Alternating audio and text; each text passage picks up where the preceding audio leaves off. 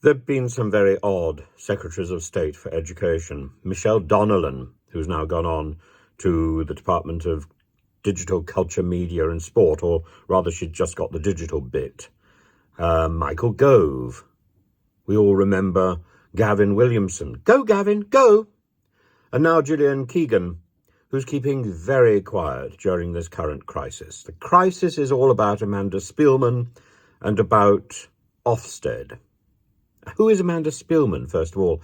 Amanda Spielman has said that we shouldn't, despite a serious petition being handed in yesterday, she said we shouldn't be stopping or pausing Ofsted inspections because stopping or preventing inspections is not in the children's best interests.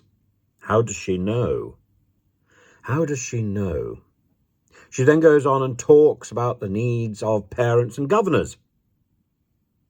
And they need to be met with respect to proclaiming grades and inspections to give a picture of a school's strengths and weaknesses. But in fact, the details, when you try and look at them, are completely confusing if you are not a career teacher or indeed a career head. I've never quite worked out how to read an Ofsted report and get real information from it. And I've been in a number of schools while Ofsted reports have been going on. Amanda Spielman came late to education after a career in finance, first chairing the exams regulator Ofqual, and then chairing Ofsted. She took over from Sir Michael Wilshaw, who was head of the Jewish Free School for about 18 years. He retired in 2018, and he was always the person who was going about, in my day. So we've gone from a real teacher to a banker turned academy chain advisor, from a man who encouraged heads to be mavericks sometimes, to someone who seems intent on box ticking, the sort of box ticking that she might have learnt in the financial services. Amanda Spielman's appointment at the time was seen as a sad indictment of the way that real teachers are viewed and dismissed. I mean, who are the professionals in this business? The banker turned interested party in exams, or the teacher at the chalk face, the retired banker or the active teacher? Who is the professional here? Wiltshire was certainly criticised for being hard and unfeeling despite 30 years in the classroom, or maybe because of 30 years in the classroom, who knows, with suggestions that teachers who leave school at 3 p.m. should be paid less. And that in my day, as I say, in my day, his speeches, his patronising speeches. Spielman certainly cannot draw on any personal experience or even mimic the patronising efforts of Sir Michael Wilshaw at all. Instead, people under Spielman have suffered serious mental anguish, and there's no realistic appeals process for the Ofsted process or independent overview.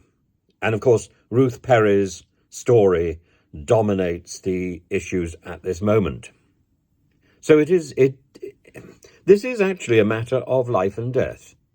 Paul Gosling, who's one of the union bosses, suggests that what we need is a list of what a school does well and what a school needs to improve. A list so that parents can actually see what is being talked about, rather than having all these grades and goals. Head teachers, in any case, whether it's a list, whether it's a bizarre grading system, will always be judged on the result, and that's probably right. But a result which is reached by such arcane, esoteric, occult, bizarre criteria that nobody knows. Nobody understands this. So I've been in a number of schools where the schools have changed the head to get a head who is actually on the board of Ofsted inspectors. And yet these heads have not always been very impressive as heads. They're there as a sort of token to get you through the next inspection. And like Spielman, they're not necessarily very good in the classroom. In fact, I've been in places where there have been complaints. Why not? Why not? These people are there to get you through the inspection. That is their job. And that shouldn't be their job. Their job should be to lead a good school. Spielman talks about sensitivity and professionalism, about these are the things that go on in an inspection. Well, that's not what I've seen.